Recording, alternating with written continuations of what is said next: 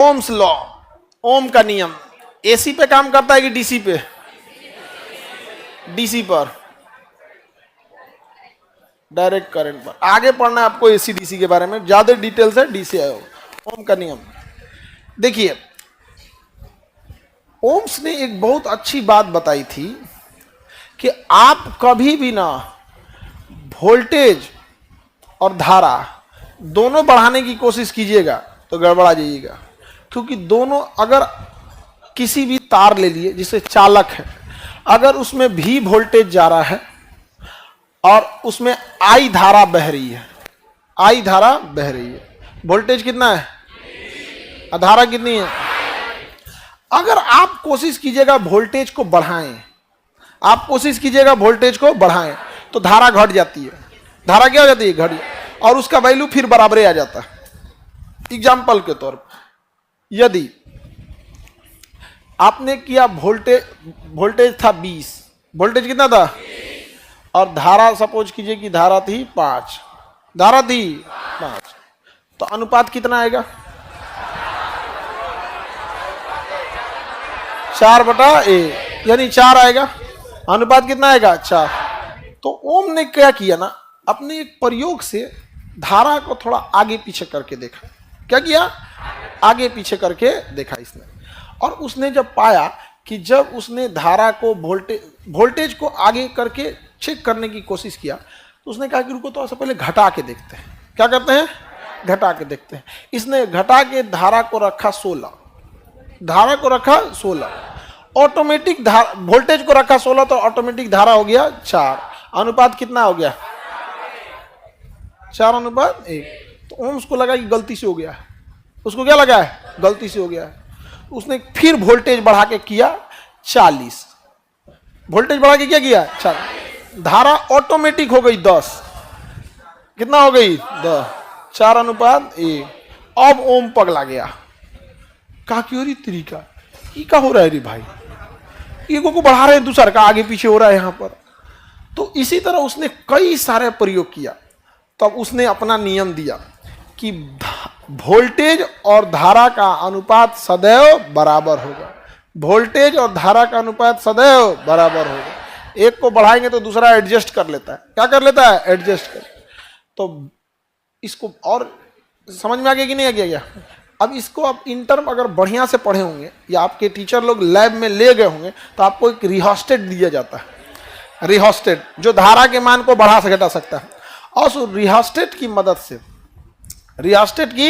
से आपको दिया जाता है, एक वोल्ट मीटर देता है, एक अमीटर देता है, और आपको वहां दोनों को सप्लाई में जोड़ना होता है, और एक सादा कॉपी लेनी होती है, रीडिंग लिखना होता है, वोल्टेज इतना तो धारा इतना, और उसके बाद फिर उसका अनुपात लिखना होता है। फिर रियोस्टेट की मदद से वोल्टेज धारा को क्या करते हैं? चेंज करते हैं। फिर लिखते हैं कि धारा को हमने बढ़ाकर इतना किया, तो वोल्ट मीटर में रीडिंग इतनी मिली। फिर उन दोनों का भाग देके अनुपात निकालते हैं। आपको 4 रीडिंग लेनी होती है। कितनी रीडिंग? 4। और 4 रीडिंग के बाद क्या होता है? आपको पता करना होता है कि क्या ओम्स का लॉ का अनुपात सेम आ रहा है या नहीं आ रहा है। तो लेकिन सरकारी स्कूल में लैब में बहुत कम ही लोग लेके जाते हैं। हम लोग नहीं ले गए। हम लोग का भी स्कूल सरकारी स्कूल था, लेकिन जब हम लोग गए थे लोग तो स्कूल काफी अच्छा हो गया यहाँ पे। तो लैब में हम लोग को ले जाते थे पर डे। लंच के बाद हम लोग को पर डे कहाँ जाना होता था? लैब में। फिजिक्स के लैब में परमिशन ज्यादा होती थी, क्योंकि उसमें रिस्क उतना झमेला वाला नहीं था। केमिस्ट्री के लैब में सहूलियत ज्यादा रिस्क होता था।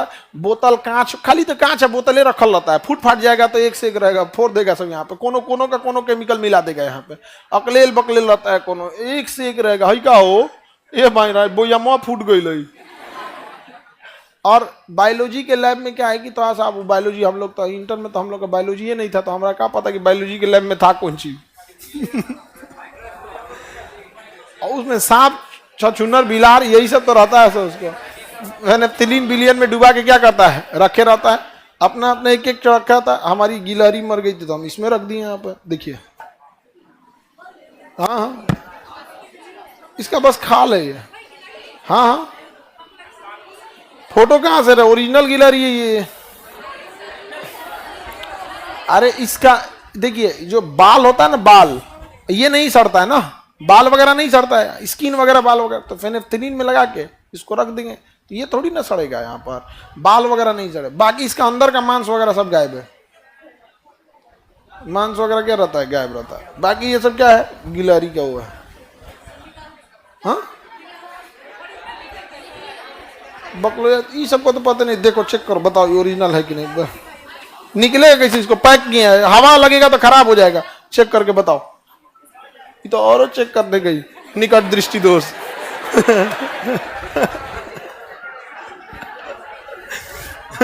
कहें कि चेक करने के लिए ओरिजिनल है कि नहीं, तो निकट दृष्टि दोष वाली कर रही है। ओम का नियम समझ में आ गया। तो अगर वोल्टेज और धारा हमेशा एक दूसरे के क्या होते हैं, उसका अनुपात बराबर रहता है। अब इसको ऐसा ना फिजिक्स की भाषा में ऐठ के बोलता है, यदि किसी चालक तार के सिराओं के को, यदि किसी चालक की भौतिक अवस्थाएं जैसे ताप दाब इत्यादि को नियत रखा जाए, इसका कोई मतलब नहीं है, समझा तो नहीं। सीधा बोलो वोल्टेज एवं धारा का अनुपात बराबर होता है। क्या कहना क्या चाह रहा है पता है, सुनिए ध्यान से। उसका एक तार लाओ तो जी, तार कौन तार है, छोटा मोटा, अरे चार्जरवे का दो ना, डाटा केबल दो, हाँ हो गया, यही तार है। देखिए जैसे ये कोई चालक है, तो कह रहा है यदि किसी चालक की भौतिक अवस्थाओं को समान रखा जाए, अर्थात न इसकी लंबाई बढ़ाई जाए, न तापमान बढ़ाया जाए, न इस पर कोई दाब लगाया जाए, तो ये कोई मतलब ही बतैला बिना। हमारा चार्जर का घींच के लंबा करेंगे हम, कि अगर आगी तपवा के पातर कराएंगे ना, हम तो विद्यार्थियों को ऐसा ना नाश देंगे ना कि उसको फिजिक्स पहाड़ लगने लगे। अरे सीधा कर, यदि किसी चालक तार की भौतिक अवस्थाओं को अपरिवर्तित रखा जाए तो इसके सिरों के बीच उत्पन्न विभवांतर, अरे बकलोलवा सीधा बोला वोल्टेज, इसके सिरों के बीच उत्पन्न विभवांतर एवं उसमें प्रवाहित होने वाली धारा, उसमें प्रवाहित होने वाली धारा का अनुपात सदैव नियत होता है। उसका अनुपात हमेशा क्या आएगा, बराबर है। अरे सीधा बोल, वोल्टेज और धारा का अनुपात नियत होता है ना, ऐठेंगे हम। यदि किसी चालक की भौतिक अवस्थाएं जैसे लंबाई ताप दाब को नियत रखा जाए तो उसके सिरों के बीच उत्पन्न विभवांतर, इसमें प्रवाहित होने वाली धारा का मान हमेशा, अनुपात हमेशा नियत होता है। नहीं समझ आया, स्कूल की बुक में यही लिखा हुआ था। हाँ अरे हम लोग इस चीज को झेले हैं, हम इस चीज को क्या किए हैं, झेले यहाँ पे। और टीचर भी यही पढ़ा रहता है, भौतिक अवस्था नियत रखा जाए, ये कोई बात है। अभी शिक्षक को कहा गया या दो पैर पे चलने वाले मानव का भौतिक अवस्था यदि नियत रखा जाए तो शिक्षक का लगा, अरे यार ये सब क्या कहलाता है यहाँ पे। बिना मतलब, अरे हम तार के साथ छेड़छाड़ कर रहे हैं, तो फिर बतैला बिना क्या जरूरत है यहाँ पे। बस सीधा समझिए, वोल्टेज बटा धारा क्या होगा, नियत रहेगा। तो V बाई आई ये हमेशा नियत रहेगा, जो चेंज नहीं होगा। तो इन्होंने क्या किया ना, जब चेंज नहीं हुआ तो नियत की जगह यहाँ एक कांस्टेंट वैल्यू R लगा दिया। क्या लगा दिया, R। और यही क्या होता है, प्रतिरोध। यानी वोल्टेज और धारा का जो अनुपात आएगा वही प्रतिरोध होता है। वही क्या होगा, प्रतिरोध। समझ में आ गया कि नहीं आ गया। अगर किसी तार का प्रतिरोध, जैसे ये तार है, इसका प्रतिरोध लिख दिया 10, सपोज कि इसका मतलब जो बनाने वाली कंपनी होगी उसको पता होगा इसका प्रतिरोध कितना है, 10, तो प्रतिरोध हमेशा इसका 10 ही रहेगा, प्रतिरोध हमेशा 10 रहेगा। अब आप अगर 10 देंगे, प्रतिरोध हमेशा क्या रहेगा, 10। तो सपोज ये कोई तार है हमारा, इसका प्रतिरोध कितना है, 10 ओम। 10 ओम। आपको पता है कि R बराबर होता है V बाई आई, यानी ये हर हाल में कितना रहेगा, 10। यानी अगर हम इसमें वोल्टेज 100 देते हैं तो धारा कितनी हो जाएगी, भाग देंगे तो कितना आ जाएगा, 10। क्या हो गया, 10। अगर हमने गलती से भी वोल्टेज को क्या किया, 50 किया, तो धारा भी कहां चली जाएगी, 5। कितना हो जाएगा, 10। अब हम बस एगो को चेंज करेंगे, एगो ऑटोमेटिक चेंज हो जाएगा। समझ में आ गया कि नहीं आ गया, ऑटोमेटिक क्या हो जाएगा, 10। अगर हमने कर दिया यहाँ वोल्टेज को 20, तो ये ऑटोमेटिक क्या हो जाएगा, 2। कितना हो गया, 10। कितना हो जाएगा, 10। ऑटोमेटिक चेंज होने लगेगा, यानी वो फिक्स होता है। तो धारा एवं प्रतिरोध का अनुपात क्या, सॉरी वोल्टेज और धारा का अनुपात क्या कहलाता है, प्रतिरोध कहलाता है। क्या कहलाएगा, प्रतिरोध कहलाएगा। यानी वोल्टेज और आई का अनुपात क्या कहलाता है, इसी को वोल्टेज कहिए, विभव कहिए या विभवांतर कहिए, विभव कहिए या विभवांतर कहिए, ये वोल्टेज इसी को लेके जाता है। ये फॉर्मूला याद मत रखिएगा, बड़ी टेढ़ है, इसी को सीधा कर लीजिए। V बराबर आई आर, V बराबर आई आर। अब आप बताओ आसान किसको याद करना है? V बराबर आई आर। अच्छा एग्जाम में आ गया अगर ओम का नियम क्या है तो पता है ओम किस चीज की खोज किए थे? प्रतिरोध की। ओम किस चीज का खोज किया? प्रतिरोध। तो मैं आई को अलगे कर दीजिएगा। आई अलगे कैसे होगा? आर को अलग करना है। आर अलग कैसे होगा? आई इधर गुड़ा भेज दीजिएगा, भाग हो जाएगा, बन गया ये वाला। अब ऐसा थोड़े होगा कि कोई कहेगा कि ओम का नियम है। ओम का नियम दोनों एक है, लेकिन ओम ने वोल्टेज की बात नहीं बोला था। ओम ने बोला था आर, तो आर को एक साइड रख दीजिए। आर को एक साइड रखेंगे, गुड़ा इधर आके भाग हो जाएगा, ये वाला बन जाएगा यहाँ पे। तो ओम का समीकरण कौन सा है? V बाई आई बराबर आर। लेकिन आप लोग ओम इतना विद्वान तो है नहीं, तो आप लोग का समीकरण क्या है? V बराबर आई आर, V बराबर। लेकिन ओम का ओरिजिनल समीकरण, हाँ नहीं समझे? ये हो गया V बराबर आई आर। तो पूरे फिजिक्स में 3 गो फॉर्मूला याद रखिएगा, इलेक्ट्रिसिटी का क्वेश्चन सॉल्व होते चलेगा। ओम के फॉर्मूला को हम अपने हिसाब से बनाए, हम ओम का आदमी, हम लोग विद्वान नहीं है। V बराबर आई आर, समझ में आ गया? हम लोग ओम के इतना विद्वान नहीं। अब उसके बाद देखते हैं पावर, किसके पास कितना पावर है। तो पावर बराबर P बराबर होता है I into V, I into V। यही उसका क्या होता है? पावर होता है। क्या होता है? पावर। जैसे पावर को हम वाट में नापते हैं। पावर को किस में नापते हैं? वाट में। पावर को किस में नापा जाता है? वाट में नापा जाता है। किसी को कोई दिक्कत है? अब देखिए ध्यान से, जैसे आपके घर में कितने एम्पियर का करंट आता है? कितने एम्पियर का करंट आता है? सपोज आपके घर में करंट आता है 1 एम्पियर का। कितने एम्पियर का? 1 एम्पियर का। तो 1 के जगह पे 1। अब वोल्टेज सबके घर में आता है 220, तो यहां लिखाएगा 220। कितना हो जाएगा? 220 वाट। कितना का हो गया? कितना हो गया? 220 वाट। समझ में आ गया कि नहीं आ गया? तो वोल्टेज और धारा का गुणनफल, तो बताए V बराबर आई आर, P बराबर आई भी, V बराबर आई, P बराबर आई भी।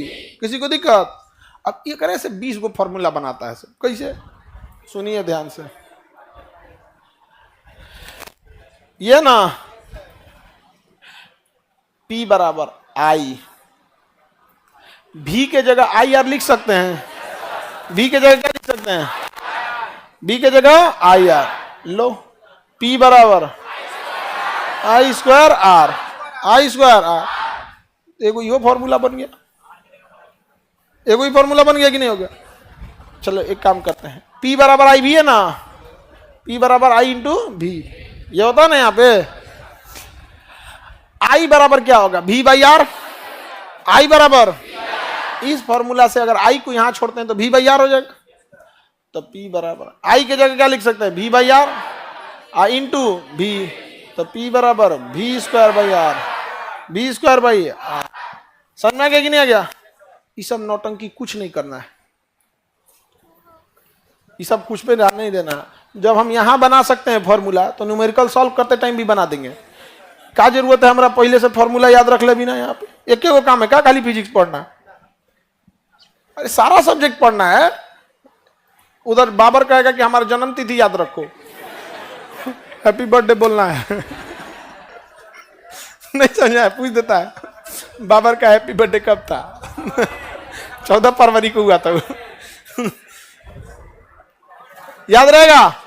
दूसरा फॉर्मूला V बराबर, P बराबर आई भी, V बराबर P बराबर। एक और फॉर्मूला याद कर लीजिएगा, बेड़ा पार, कि जब हम किसी चालक, चालक का मतलब क्या होता है? तार। चालक मतलब तार यानी कंडक्टर। तो जब हम किसी कंडक्टर में करंट देते हैं ना, तो करंट को वोल्टेज आगे ले जाता है। करंट को आगे कौन ले जाता है? और रोकता कौन है? प्रतिरोध। तो दोनों में लड़ाई होगा, तो प्रतिरोध कुछ ना कुछ तो करंट को रोक देता है। अब वो करंट कहां जाएगा? वापस ऊष्मीय ऊर्जा में बदल जाता है। वो करंट किस में बदल जाता है? ऊष्मीय। इसलिए आपका मोबाइल जब देखिएगा ना, तो चार्ज कीजिएगा, तो जितना करंट देता है ना, उसका कुछ ना कुछ ऊष्मीय ऊर्जा में बदल मोबाइल गर्म हो जाता है। मोबाइल क्या हो जाता है? हीट हो जाता है। और कभी कभी आप लोग ज्यादा बतिया देते होंगे लोग, तो हाँ हीट हो जाता होगा मोबाइल। यहाँ पे चलाने बतियाने से हीट हो जाता होगा। हमारा हैंड्स फ्री करके बतियाए का आदत रहता है। हम मतलब एक हम लगाते हैं तो हमको लगता है कान मेरा सही में खराब है नहीं खराब है यहाँ पे। इस लगाइला के बाद हाथवा बिजी हो जाता है। बतीले सोचे तो हैंड्स फ्री करो, कुछ काम करते रहो, क्वेश्चन गलती है, हाँ ठीक है काम हो जाएगा, आए बाद में पता है किकर फोन है वो तो लेकिन अगर ज्यादा देर तक कान पर लटा के बात करेंगे तो वर्क चल रहा है, धारा और प्रतिरोध के बीच में लड़ाई हो रही है, तो कुछ ना कुछ उसमें निकलेगा, हीट। इस फिजिक्स में क्वेश्चन आप पूछ देगा कि एक बल्ब को 10 मिनट तक जलाया जाता है, यदि बल्ब के टंगस्टन का प्रतिरोध 10 ओम है और उसमें 5 एम्पियर की धारा जा रही है, तो 1 घंटा बाद कितना गर्म हो जाएगा बल्ब, ऐसे करके पूछ सकता है। हीटर में पूछ सकता है कितनी ऊष्मा देगा, तो उसका फॉर्मूला H बराबर I स्क्वायर RT, H बराबर I square RT, I square RT, यही 3 गो मेन फॉर्मूला है। बाकी इसका मान उसमें रखिए, उसका मान उसमें रखिए, 20 गो फॉर्मूला बनाते रहिए, इस सबसे कोई मतलब नहीं है। फॉर्मूला हम लोग बाद में बनाते रहेंगे। तीनों फॉर्मूला याद हो गया।